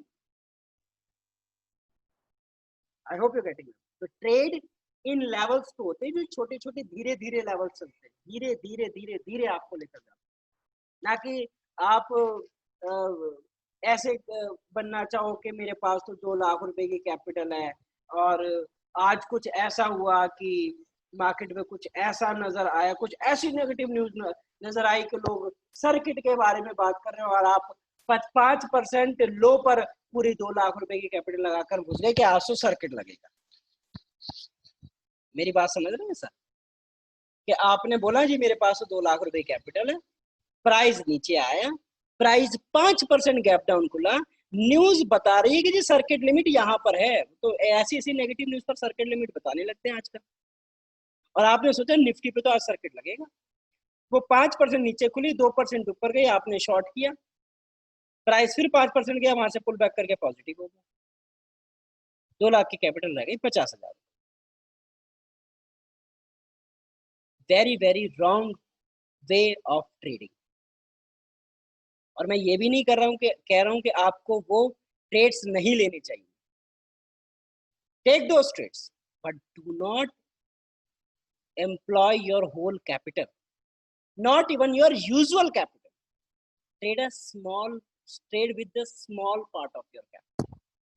When you are expecting the big moves in the trade, HDFC bank में आपको लगता है नहीं ये तो प्राइस ऊपर बहुत तेज भाग जाएगा, आपको कुछ ऐसे लगता है कि प्राइस बहुत तेज भाग जाएगा, तो कि रिजल्ट आ रहा है, रिजल्ट पॉजिटिव आ सकता है। न्यूज है ना, कुछ भी हो सकता है। आप अगर 3 लॉट से काम करते हैं 1 लॉट में, ये नहीं कि 3 लॉट से काम करते कंफर्म न्यूज है 6 लॉट ले, एक ही दिन में अंबानी बनना सबसे गलत वे ऑफ ट्रेडिंग। अगर आप करते हैं तो प्लीज उसको छोड़ दें। कि न्यूज देखा, न्यूज वाले बोल रहे हैं आज तो गजब की तेजी देखने को मिल रही है, हेमंत भाई है सुबह सुबह आके प्राइस 1% गैप अप खुल गया तो क्या गजब की तेजी देखने को मिल रही है, पता लग रहा है 2 घंटे बाद मार्केट 1.5% नीचे चल रही, फिर वो बोल रहे हैं प्रॉफिट बुकिंग देखने को मिल रही है थोड़ी बहुत। अरे प्रॉफिट बुकिंग के चक्कर में, तुम्हारे चक्कर में वो बंदा लॉन्ग चला गया, जिसको समझ नहीं है मार्केट, बस पैसा लेकर आ गया ट्रेडिंग करने। मैं फिर से आपको बोलूंगा कि प्राइस को आप धीरे धीरे वाले जो ट्रेंड्स हैं उसको फॉलो करें, चाहे वो आर्ली पे बेसिस पर हो, चाहे वो किस पर बेसिस पर, किसके बेसिस पर हो, वो डेली के बेसिस पर हो, चाहे वो 15 मिनट के बेसिस पर हो।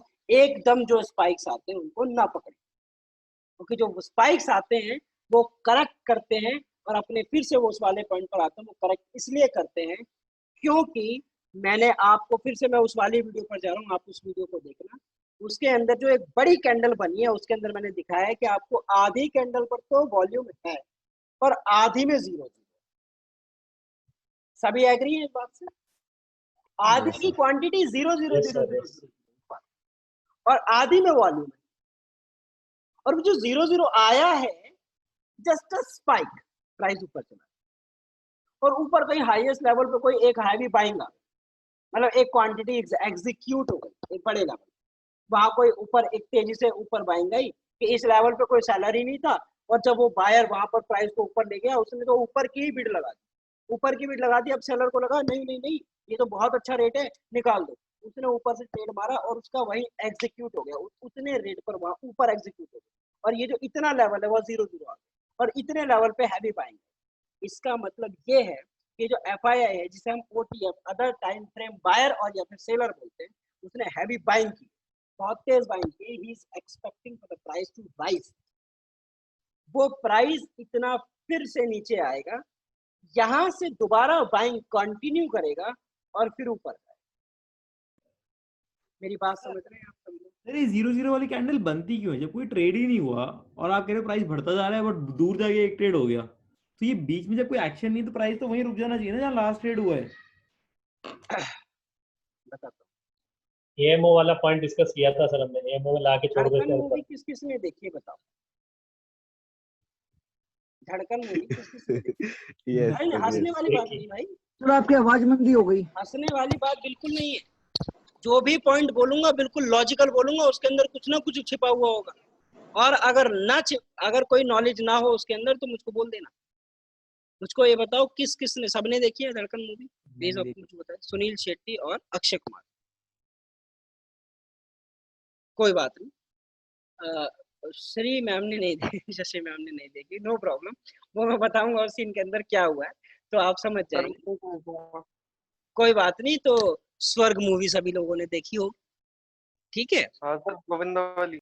और आपने ऐसी मूवीज तो देखी होंगी जिसके अंदर ऑक्शन हुआ है, ठीक है? Auction, yes sir yes. बात को समझने की कोशिश करना सर, ठीक है?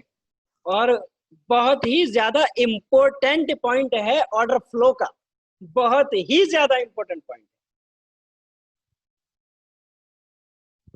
बिडिंग चल रही है, बिडिंग चल रही है, एक बंगलो बिक रहा है, ऑक्शन चल रही है और उस ऑक्शन के अंदर किसी ने बोली लगाई 15 लाख, 15 लाख। फिर कोई एक आया, उन्होंने लगा 16 लाख। फिर कोई आया, उन्होंने बोला 20 लाख। फिर कोई आया, उसने बोला 23 लाख। फिर कोई आया, उसने बोला 25 लाख। अरे महेंद्र सर, आप भी बोली लगा रहे हो मेरे साथ?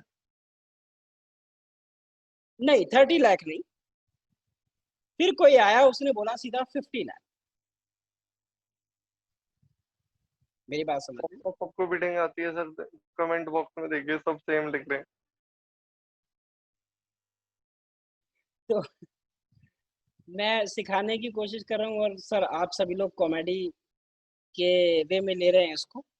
नहीं सर नहीं। मुझको ये बात बहुत ही बुरी लगी। नहीं सर, वी आर सॉरी। कोई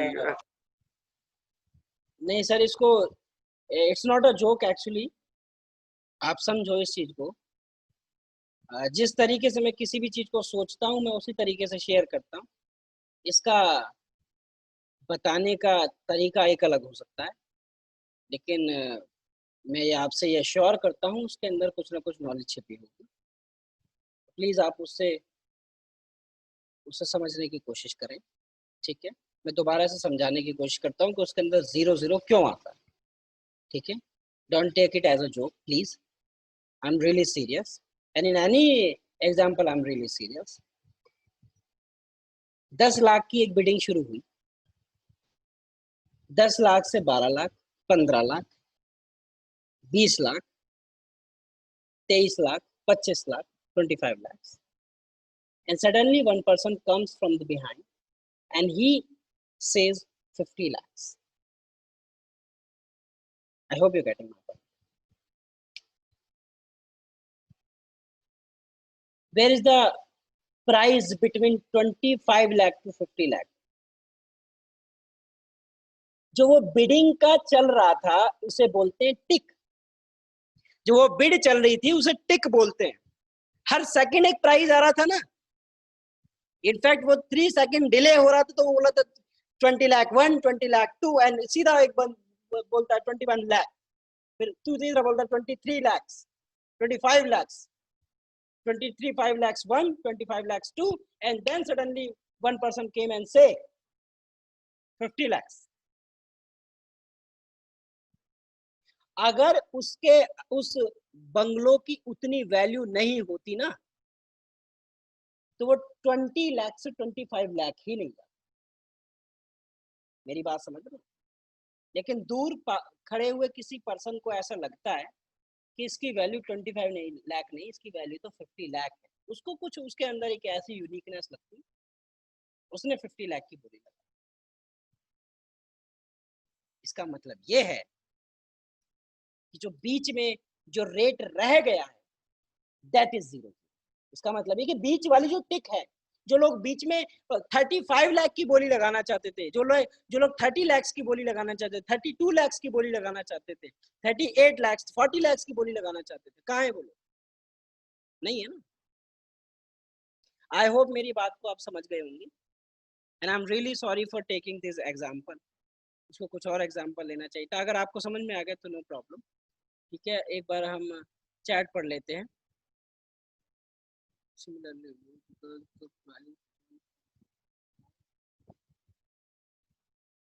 ठीक है सर, चलिए और आगे बात करते हैं कल। आई होप सभी लोगों को ये प्राइस एक्शन वाली बात समझ में आई होगी, और जो लेवल्स हैं, जो फिबोनाची पर लेवल लगते हैं, उन लेवल्स का एक अपना रीज़न होता है कि उतना, ये एक यूनिवर्सल फैक्ट है कि इतना परसेंट होने के बाद यहाँ पर एक साइकोलॉजी चेंज हो रही है लोगों की। हालांकि आजकल तो ये साइकोलॉजिकली नहीं रह गया है, ये एक्चुअली सभी मैथमेटिकली इतना सब लोगों को ही समझ में आ गया है फिबोनाची के, और ऑलरेडी 61.8 पे आने के बाद में सेलिंग बंद हो जाती। अगर प्राइस गिर रहा है नीचे, ऊपर से राइज आया था और प्राइस एक अप ट्रेंड में है, हायर लोज बना रहा है, तो जब वो प्राइस ऊपर जाने के बाद नीचे आ रहा है और 0.5 को करेक्ट कर दे तो 61 point is the last level, 61.8 is the last. तो ऑलरेडी शॉर्टर्स रुक जाएंगे, कहेंगे जी नहीं 61.8 लेवल आ गया। लेकिन मार्केट से भी पहले ये एक मैथमेटिकल फॉर्मूला है जो कि पूरे यूनिवर्स पर काम करता है, इनफैक्ट हमारे पूरे यूनिवर्स में काम करता है। तो वो साइकोलॉजिकल लेवल था जो मार्केट में भी काम किया, उसके बेसिस पर ये लेवल्स बनाए गए। और आजकल मैं इतना ये पॉपुलर हो गया फिबोनाची कि आजकल वो इतना परफेक्टली काम करता है, क्योंकि लोग उस लेवल पे जाने पर अपना ट्रेड बंद कर देते। जी अब मैं शॉर्ट नहीं जाऊंगा, मैं क्यों जाऊं 61.8 लेवल पे शॉर्ट। सर क्योंकि ये जितनी बार आपने लगाया ना पिछले 5-10 दिन में स्क्रीन पे, हमेशा ही 61.8 पे जाता है, बाकी नंबर्स की कोई इंपॉर्टेंस ही नहीं है। अब वो बहुत important, 0.5 is also important, 0.5 is also important. हाँ मोस्टली 61.8 सर ये 100 पे जाता है, कभी कभी तो 1 पे भी आ जाता है। 1 तो फिर पूरा ही खत्म हो गया ना, जितना चढ़ा उतना खत्म। हाँ 100% गया, माने 20 पॉइंट गया और 20 पॉइंट नीचे आ गया तो वो 1 पे आ गया। अब वहां से नीचे आया तो दैट इज वो कि उसने एक सपोर्ट तोड़ी है, उसने एक हायर लो तोड़ा है। इसका मतलब ये कि it might be a reversal. अगर प्राइस ऊपर की तरफ जा रहा है और उसके बाद वो एक अपनी एक सपोर्ट तोड़ता है, पिछला स्विंग लो तोड़ता है, तो automatically price is entering into the reversal, is entering into the lower trend. Okay sir, जब ये 0.6 जा रहा होता है, उसका एप्लीकेशन बता रहे थे, तो वो जरा दिखा देंगे एटीआर कैसे लगाना है। यस सर, एटीआर बस एक मिनट बिफोर यू चेंज, जब ये नीचे जा रहा होता है और आपको लगता है 0.618 की तरफ जाएगा, तो बनने के बाद तो हम टेस्ट कर ही लेते हैं, बनते टाइम क्या वॉल्यूम से रिलेट करें कि वहां तक जाने वाला है कि नहीं जाने वाला, कि स्लो पड़ टाइम या तो वॉल्यूम से रिलेट करोगे, जो लोग वॉल्यूम नहीं देख रहे हैं वो लोग कैंडल से रिलेट करेंगे कि वहां 15 मिनट की कैंडल उसको क्या रिजेक्शन दे रही है, ओके क्या उसके पास में हो रहा है। कल हमने एक सप्लाई जोन डिमांड जोन लगाया हुआ था, प्राइस ने उसको इतना ब्यूटीफुली उसको टेस्ट किया, उसको इतना ब्यूटीफुली रिस्पेक्ट किया, और उसके बाद सीधा प्राइस जो सप्लाई जोन हमने लगाया हुआ बैंक निफ्टी पर, सभी को अगर याद हो। करंट निफ्टी पे लगाएंगे सर, करंट डेट पे, कि जैसे अभी ऊपर गया फिर अब गिर रहा है, तो कैन वी टेस्ट कि 0.618 पे जाने की कितनी चांसेस हैं कि उससे पहले टर्न आउट हो जाएगा या मूव आउट हो जाएगा। नहीं सर, अब तो ऊपर की तरफ चल रहा है ना, ट्रेंड बेस पे बना के लगा सकते हैं। और अभी ट्रेंड बेस पे बना के भी कहाँ से लगाएंगे, यहाँ से लगाएंगे कहाँ, ठीक है ना, मतलब वो लेवल भी आपको, क्योंकि अभी तो आप छोटे छोटे से अब ये चल रहे हैं, ठीक है ना, और हमने ओवरऑल जो फिबोनाची है वो लगाया हुआ है। तो ओवरऑल फिबोनाची में 61.8 level has been broken and has been retest, okay ठीक है ना।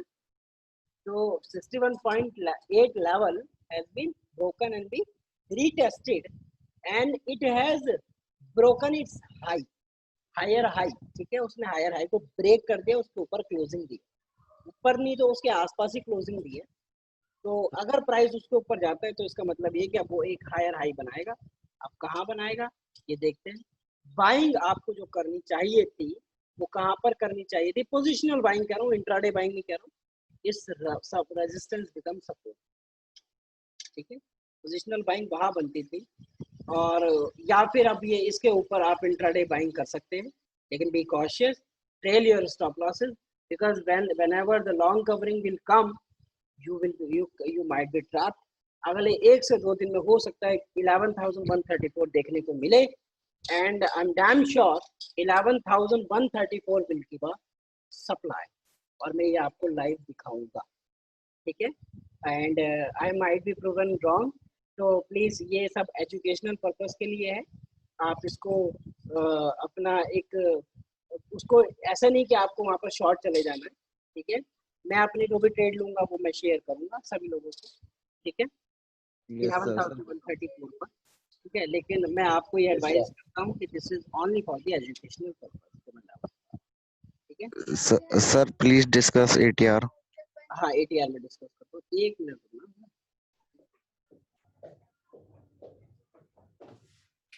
ठीक है। इतना कलर चेंज कर दूंगा,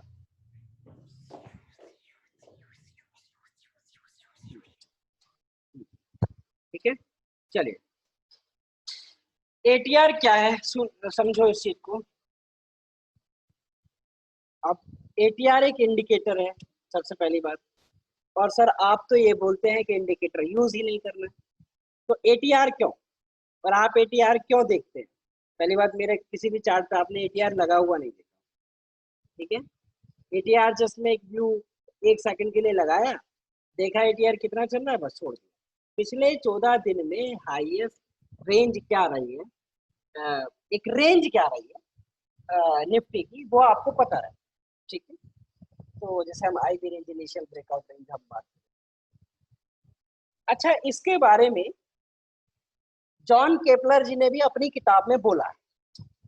जॉन केपलर की किताब आप पढ़ेंगे तो उन्होंने भी बोला कि आप कभी भी किसी भी ट्रेड में जो अब धीरे धीरे धीरे धीरे, ठीक है ना, जो एक ट्रेंड चल रहा है, आपको उसकी मूव्स के अंदर आपको देखने की पिछले 16 दिन का, जॉन केपलर जी ने 16 दिन का के बारे में बात, किसी ने पढ़ी है जॉन केपलर जी बुक, प्राइस एक्शन पर बुक है, पढ़ी है क्या, नहीं पढ़ी, कोई बात नहीं। तो उन्होंने बोला है 16 दिन, ठीक है, 16 दिन का जो रेंज है कि 16 दिन का आप देखो कि 16 दिन कितना प्राइस बार बार ऊपर गया नीचे गया, ऐसा नहीं कि 16 दिन में कितना बढ़ा या कितना घटा, नहीं। आज कितना क्या हाई था, आज क्या लो था, हाई माइनस लो इतना पॉइंट, हाई माइनस लो इतना पॉइंट, हाई माइनस लो इतना पॉइंट, हर दिन का लिख लिया, डिवाइड सबको जोड़ा, डिवाइडेड बाय 16, तो ये रेंज थी। This is ATR of 16 days. तो उन्होंने वहां पर उसको एटीआर नहीं बोला, उन्होंने जस्ट उसको सिंपली, क्योंकि he is just talking about the price action, तो उनकी एक खास बात लगती है, किताब जब भी आप पढ़ेंगे तो वो बहुत ही डिटेलिंग अंदर की करते हैं, कि ये नहीं कि टेक्निकल भाषा में बता रहे हैं कि जी अंदर जो 16 दिन की एवरेज है, 16 दिन जो प्राइस ऊपर गया नीचे गया उसका आपने एवरेज, मेरी बात समझ रहे हैं। मैंने शेयर की हुई है सर, ग्रुप में शेयर की हुई है, दोबारा शेयर कर दूंगा, नो प्रॉब्लम, ठीक है। अभी नाम बोल दो, आई विल जस्ट राइट, अभी नाम बता।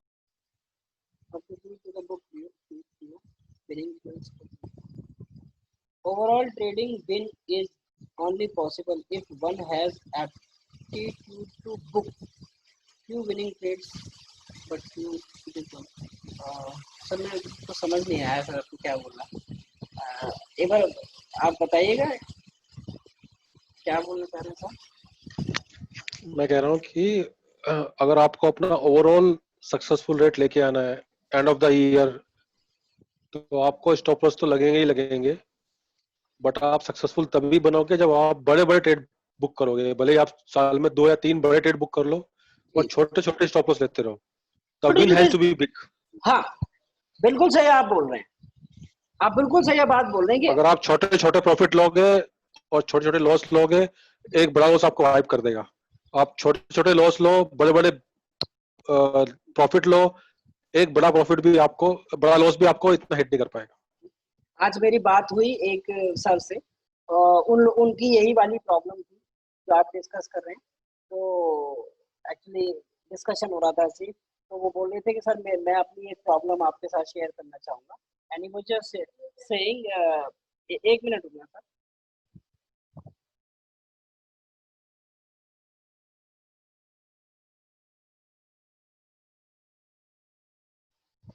तो उन्होंने मुझको बोला कि मेरा जब रिवार्ड आता है तो मैं सोचता हूँ कि नहीं बुक कर लो, 5000 आ रहा है, 2000 आ रहा है, 3000 आ रहा है, और जब रिस्क मतलब जब मेरे अगेंस्ट ट्रेड जाता है तो मैं बैठा रहता हूँ, और बैठे बैठे वो ट्रेड बढ़ता जाता है और मैं ओवरऑल नेगेटिव चलता रहता हूँ। उन्होंने कहा मैं 10 ट्रेड पॉजिटिव मारता हूँ, एक ट्रेड नेगेटिव मारता हूँ, पूरा नेगेटिव। तो यही वाली प्रॉब्लम ये भगत जी सर बिल्कुल सही बोल रहे हैं कि जरूरी है कि आप लोग जो है आप ट्रेड एक बड़े ट्रेंड को राइड करके जाओ। छोटे छोटे स्टॉप लॉस आएंगे, नो प्रॉब्लम, वो परेशानी आएंगी, कोई दिक्कत नहीं है, वो करेक्शन में हो सकता है आपको कभी कभी नेसेसरी ऐसा लगता है, कभी कभी अननेसेसरी ऐसा भी लग जाते हैं, नो प्रॉब्लम। जरूरी है कि आप एक बड़े ट्रेंड को राइड करके जाओ, सौदा काटो और फिर एक बड़े ट्रेंड का वेट करो। छोटी छोटी एंट्रीज आप कभी कभी ले सकते हो इंट्राडे में, वो एक ठीक बात है, लेकिन जो अगर आपको बड़ा पैसा ट्रेडिंग से बनाना है तो आप उसको उस ट्रेडिंग को भी एक इन्वेस्टिंग की तरह ही करेंगे, ठीक है। और एक हम लोग इसको और स्ट्रेच करेंगे चीज को, लेकिन अभी थोड़ा टाइम ज्यादा हो गया है तो मैं इसको थोड़ा कंक्लूड करता हूँ चीज को। तो प्राइस जो है अभी हम यहाँ पर अब बात कर रहे हैं, तो 16 डेज का एटीआर के बारे में बात कर रहे हैं, पूरा इलाबोरेट करूंगा। 16 डेज का जॉन केपलर जी बोल रहे हैं, वो क्या बोल रहे हैं, वो कह रहे हैं कि जी एक ट्रेंड, छोटा छोटा ट्रेंड चल रहा है, ऊपर की तरफ जा रहा है, तो आपको कहाँ पर आपके कान खड़े हो जाने चाहिए कि यहाँ पर अब मुझको लगता है कि कुछ हो सकता है, मुझको यहाँ पर लगता है कि अब कुछ मेरे अगेंस्ट हो सकता है। आप ट्रेंड में राइट चल कर माने आपके 16 दिन की जो एवरेज निकल के आ रही है वो 150 पॉइंट की निकल के आ रही है। प्राइस खुला, ओपन राइड हो गया और उसने 150 पॉइंट के ऊपर मूव, तो 150 पॉइंट पे आपको सोचोगे ना सर, क्यों बोलो, कुछ सोचोगे कि नहीं सोचोगे? 150 पॉइंट क्या सोचोगे सर? मूव तो 16 दिन की नहीं। अभी यहाँ पर या तो बुक करें, अगर इंट्राडे ट्रेड है तो आप बुक करेंगे, पार्ट पोजीशन बुक करें, ये नहीं कह रहा पूरी बुक करके नहीं चलते, पार्ट पोजीशन बुक करें अगर आप इंट्राडे, और पार्ट पोजीशन को इतनी रखेंगे कि आपका अगर स्टॉप लॉस भी हिट हो तो भी आपके कमाए हुए पैसों में से कुछ पैसा बचे जो आपकी सिटिंग फीस है, ठीक है। प्राइस आपके फेवर में जाता है तो ठीक है, मोस्टली एटीआर पर जाकर या उसके आसपास जो है प्राइस साइड में, इसीलिए खैर वो आगे का डिस्कशन है उसमें अभी नहीं है, ठीक है। तो प्राइस जो है एटीआर क्या है, एटीआर 14 दिन की रेंज है, ऐसा कोई इतना हार्ड एंड फास्ट इंडिकेटर नहीं है कि आप इसको एक्सेल पर भी बना सकते हैं, ठीक है। तो क्योंकि मैं इंडिकेटर्स के विरुद्ध में हूँ, तो what is the name of sir, मैं बुक शेयर कर दूंगा सभी लोगों को, आप प्लीज उसको पढ़ें, सभी लोग पढ़ें, ठीक है। मैं यहाँ पर जो है लिखता हूँ कि कहाँ indicator, एवरेज 3। तो अभी आप देखो, अभी आपको क्या दिखाई दे रहा है यहाँ पर, क्या दिखा रहा है लास्ट में, क्या दिखाई दे रहा है इसका कैलकुलेशन। कोई भी इंडिकेटर आप यूज करें, कुछ भी आप यूज करें, उसके अंदर की बात पता होनी चाहिए, कर क्या रहा है, करता क्या है, इसका काम क्या है इसका, ठीक है ना। आपके पास क्या लिखा हुआ है 185.24, मतलब ये कि मैक्स टू मैक्स पिछले 14 दिन तो सॉस ले आना है। पिछले 14 दिन में price max to max on an average price 185 point ऊपर या नीचे हुआ, move high minus low, not open minus close, ध्यान रखना sir, high minus low, not open minus close. 14 period है तो इसलिए 14 का बता रहा है, ठीक है। मैं इसको बदल भी सकता हूँ, मैंने इसको माने 60 दिन कर दिया, 60 डेज, तो अब ये चेंज हो जाएगा पिछले 60 दिन, मतलब पिछले 2 महीने, मतलब 3 महीने। इसको जो ATR है तो वो 233 रही, ठीक है। इसको और चेंज कर देते हैं, इसको 200 कर देते हैं, ठीक है, 200 कर 180 192। एक ईयर में कितने वीक होते हैं 52, ठीक है। 52 वीक्स में एक वीक में ऑलमोस्ट कितने दिन ट्रेडिंग चलती है सर, बोलो 5 डेज, 5 ठीक है। 52 इंटू 5 करो, कितना होगा,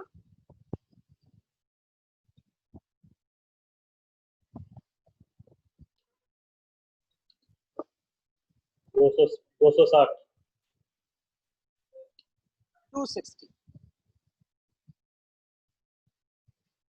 260। या आपकी 52 वीक ATR आ गई, 52 वीक ATR इज 178.9, मतलब 181, ठीक है। गेटिंग माय पॉइंट, समझ में आ रही बात, बोलो, ठीक है ना। Got it sir. 178 मतलब 179 के आसपास। अब मैं इसको दोबारा से 14 को, तो मतलब ये मैं समझाने के लिए इसको मैंने चेंज किया है 260, ये पूरे एक साल, अब से पूरे पिछले साल का एक पूरा 52 वीक्स का ATR बन गया कि, और इसका ये एवरेज जो है ये ऑन एन एवरेज इतना पॉइंट चल, ठीक है ना। तो बहुत से लोगों का स्टॉप लॉस, देखो स्टॉप लॉस रखने का ना आज तक कोई एक मेथड नहीं बन पाया, सब बहुत से लोग ATR के बेसिस पर स्टॉप लॉस रखते हैं, स्टॉप लॉस का 1/4 आप ATR रखते, ठीक है। मैंने चेतन पचामिया सर से भी क्लास ली है, तो उनका जो मेथड है वो 1/4 का है, कि आपका जो भी ATR चल रहा है बैंक निफ्टी या निफ्टी पर, आप उसका 1/4 अपना स्टॉप लॉस रखें, ठीक है। हमारा अभी लेकिन मैंने अपना चेंज कर लिया, तो मैं स्टॉप लॉस उस तरीके से नहीं रखता हूँ, मैं लेवल्स पर रखता हूँ, क्योंकि वो एक्चुअली पता होता है उन लोगों को भी, जो लोग बिग प्लेयर्स हैं वो लोग उसको हिट कराते हैं, ठीक है। चलिए सर 14 डेज का रख लेते हैं। 14 डेज का क्या आ रहा है सर, 14 डेज का 185, ठीक है। I hope you getting my point. किसी को भी अगर ये बात समझ में ना आई हो तो प्लीज बताइए मुझको, बोलिए। किसी को भी ATR समझ में ना आया हो तो प्लीज आप मुझे बता सकते हैं, मैं सर दोबारा ATR सर एक मिनट, मेरे को ना ये कुछ कम समझ में आया। इसका ATR का मतलब ये हुआ कि वो 185 पॉइंट की रेंज में ही घूमेगा, कहने का मतलब ये हुआ बस। नहीं रेंज में नहीं घूमेगा, मैं ये बात बोल रहा हूँ कि अब तक पिछले 14 दिन में, जब तक पिछले 14 दिन में उसका हाई और लो 185 पॉइंट के बीच में रहा है ऑन एन एवरेज, अच्छा अच्छा, औसतन उसके 185 पॉइंट के बीच में रहा है हाई और low. High and low, not open and close, इस बात को याद रखना सर, ये आपको आगे काम आएगी, ठीक है। चलिए इसी चीज पर हम आज विदा लेते हैं आप सभी से। आई होप सभी को आज समझ में आया होगा। बहुत बढ़िया रहा सर, बहुत बढ़िया। Thank you sir. Nirmala Sitharaman वाले कैंडल पर कैसे ATR लगा सब समझ में आया। ठीक है ना, तो ऐसा तो हुआ, वहां पर ट्रैप हुए सब, इतने भोले भाले रिटेलर्स ट्रैप को करेक्ट। मेरी तो सिंपल सी बेस्ट पार्ट यही है कि सर ऐसे मूव से अलग रहो, जब वॉलेटिलिटी ज्यादा हो तो अलग रहो। आप यहाँ पर एक दिन में मिलियनेयर बनने आपका सिंपल, आप मैं सिंपल एक पर्पस पूछना चाहूंगा एनीवन, आप यहाँ एक दिन में मिलियनेयर बनने आए हैं या धीरे धीरे कमाने आए? आप मुझे रीजन धीरे धीरे कमाना है सर। तो अगर धीरे धीरे कमाने आए हैं तो do not be very very over excited on these news, just avoid these. ये बात मुझे मेरे गुरुजी ने भी बताई थी जब मैं बहुत ज्यादा एक्साइटेड था गुजरात वाले रिजल्ट, ठीक है ना, क्योंकि आई हैव बीन फ्रॉम ऐसा सर 3 साल हुए हैं ट्रेडिंग स्टार्ट की, और उसमें मेरा बेसिक भी पढ़ाई की है, सारी चीजें पढ़ाई की है, ठीक है। तो कहीं ना कहीं मैं जो बता रहा हूँ, जो चीजें बता रहा हूँ, मैं उनसे गुजरा हूँ सर। तो गुजरात वाले दिन जो हुआ, गुजरात रिजल्ट वाले दिन, मैं उसकी डेट शायद में भूल गया, वहां पर मैं बहुत एक्साइटेड था कि सर बीजेपी आगे चल रही, बीजेपी आगे चल रही, सर बाय कर लूं क्या? मैं उनसे पूछ रहा हूँ क्योंकि मैं he was giving me some hand holding, तो मैं आई वाज रियली एक्साइटेड कि नहीं सर गुजरात में बीजेपी है, ये सब मतलब खरीद जीतेगी तो प्राइस ऊपर जाएगा, ये हो जाएगा, वो हो जाएगा, सर खरीदूंगा। सर ने बोला नवीन बस अवॉइड। मैंने कहा सर क्यों? मुझे बड़ा बुरा लगा। मैंने कहा सर क्यों? तो मेरे फेवर में न्यूज है, हमारे फेवर में न्यूज है, मैं न्यूज देख रहा हूँ, रिजल्ट हमारे फेवर, ये सेइंग कि अवॉइड दिस। मैंने कहा आपने सिंपली बोल दिया तो ट्रेड निकल जाएगा। उन्होंने कहा कि नवीन एक बात बता, क्योंकि आज मिलियनेयर बनने आए या धीरे धीरे बनना है? अगर तुझे आज बनना है ना तो अपनी सारी कैपिटल बाइंग पे लगा दे, अगर विन कर जाए तो उसको लेके बैठ जाइए, मार्केट में कभी मत आइए, और अगर उसको लूज कर जाए तो भी कभी मत आइए।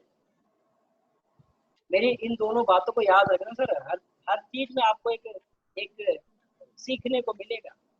2 चीजें, अगर आप एक दिन में मिलियनेयर बनने आए मार्केट में, जितनी भी कैपिटल है एक ट्रेड में लगा,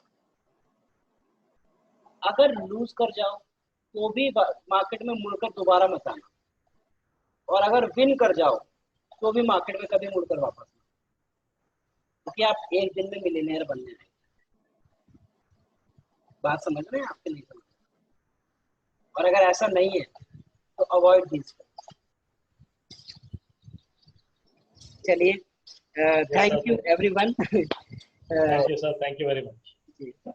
बाकी हम करते हैं कल और डिस्कशन। जिन भी लोगों को ऑर्डर फ्लो और मार्केट प्रोफाइल वाली क्लासेस लेनी है, आप प्लीज मुझे बता दीजिएगा ग्रुप पर।